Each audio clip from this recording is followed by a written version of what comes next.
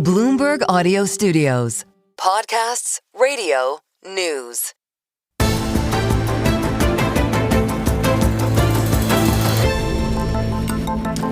Well, this International Women's Day comes at a tense time on the global stage. Now, I recently got the chance to sit down with Kirsi Madi, UN Assistant Secretary General and UN Women Deputy Executive Director for Resource Management, Sustainability and Partnerships, asking her about the UN's latest report, ensuring and strengthening access to justice for all women and girls. Here's part of that conversation. The most challenging situation, the most difficult place for women to live today is in Afghanistan. There's no question about that. But I think we need to always be looking at the opportunities, focused, still trying to make progress. And I think there's a lot of progress that is being made. And I think this is why also looking at women's economic empowerment is absolutely critically important. And it's important to remember that gender equality is not just, it is a human right, but it's not only a human right. It's not only the right thing to do, it's also smart business. And I think we are very, very clearly seeing that when we have, for example, companies and businesses which are investing in gender equality, equal opportunities for men and women, they have stronger governance. They also have stronger longer-term economic performance.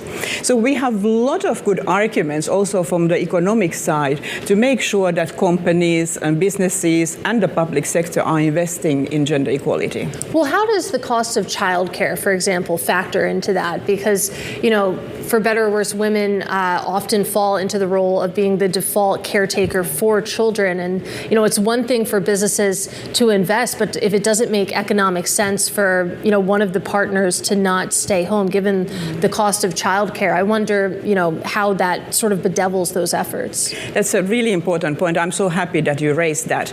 We actually have a staggering number of over 700 million women who are working age, who are out of the labor market because of the uneven care responsibilities.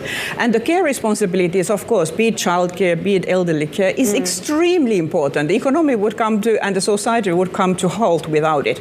But because women are carrying disproportionate portion of the care responsibility, they often are not able to finish their studies and progress in the same way, assume leadership positions as fast as we would like to see.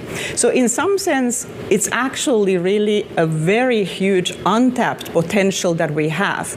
And I think there would be a huge benefit globally and at the national level in all the different countries if we would invest in creating jobs in the care sector so that women are also able to get into the economic empowerment and get their own jobs. Everybody would benefit from that. Let's talk about some of the progress that you mentioned, because also in the Secretary General's report, this stat also stuck out. 87% of countries have enacted domestic violence legislation, and more than 40 countries have actually strengthened constitutional protection for women and girls over the past decade. Now, I know the report also goes on to say that laws alone are not enough, but in terms of a starting point, I mean, how important are some of these figures? It's very important because the starting point, we need to have the legal changes, legislative changes, we need to have the policy changes. But of course, then we also need to have the accountability to make sure that they are implemented.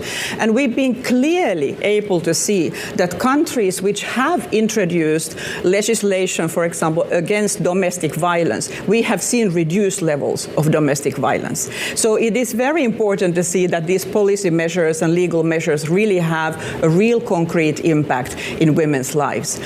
And if I may just share with you, I think it's a shocking fact that we also have every 10 minutes somewhere in the world, a woman or a young girl is killed either by their family member or by their current or former partner. These are shocking figures. These are on top of all the women and girls who are killed as part of conflicts.